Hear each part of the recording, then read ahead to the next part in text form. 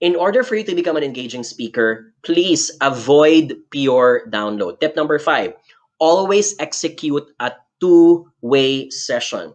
When I say two-way session, it's not just you who's the hero of the story. The other heroes of the story are the audience members as well. So what do I mean by two-way streets?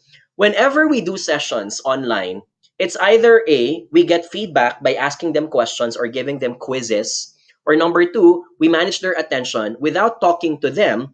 They submit their attention to us. And in online sessions, we can do this through the following ways. Number 1, you can do an activity, a contest, a group work, an icebreaker, a poll. If you're using Microsoft Teams, WebEx, or Zoom, you can do breakout sessions. Anything that is new, anything that is not experienced yet by the audience will always tickle their imagination and their attention. So if you can, incorporate them in your sessions. Another one is a Q&A. Everyone loves a good Q&A because they want to challenge you. They want to clarify. They are interested to know more if they didn't understand something about your talk. Number 3, someone mentioned this a while ago, a break or a pause. So a typical break, I'm sure you've seen my anatomy of my webinars right now. If you look at my webinar, every 15 minutes, either I do an online contest, I do an exclamation mark request, or number 3, I will call out a participant and highlight her comment and talk something about that comment. Right? I may not be pausing, but for the participants, that's an example of pause. Because that means I am not downloading you too many things and bombarding you with too much information in the short amount of time. I'm letting you to recharge. I'm letting you to recover. Okay? And finally, number 4, an assessment is also another way of making people interested. So I mentioned a while ago, knowledge check or test. An assessment can also be a feedback form that you give to your participants. Here's one example of what I do, and let's look at examples of activities. John, when I say activity, can you give me some ways of doing that? So I said a while ago, a poll, which I've been doing every 5 or 10 minutes. Annotation on the screen. I talked about how you should not allow people to annotate, but if you're advanced and good enough, if you know how to click the buttons, you can enable annotation and then disable it again if you don't need it. But the point about annotation, aka scribbling, is that it gives novelty. If you're a teacher and if you allow your kids to scribble on screen, they love it. You get their attention because they feel like they're playing around.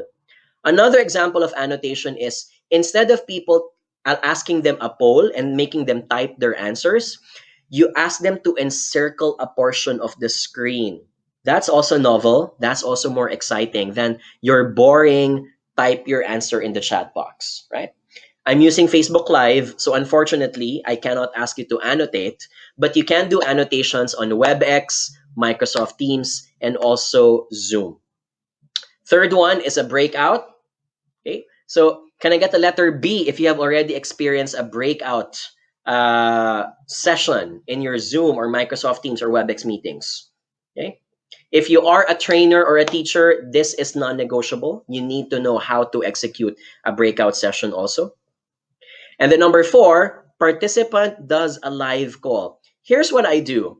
So when I can't do it on Facebook Live because of logistical reasons, but on Zoom or Microsoft Teams, whenever I invite people for a Q&A, I don't just ask them to type in the chat box. I proactively ask them, please, you can turn on your microphone and you can do a live question. We want to see your face. We want to listen to your voice. We want to see your body language, right? That's novelty during the session. It's going to get attention of the participants.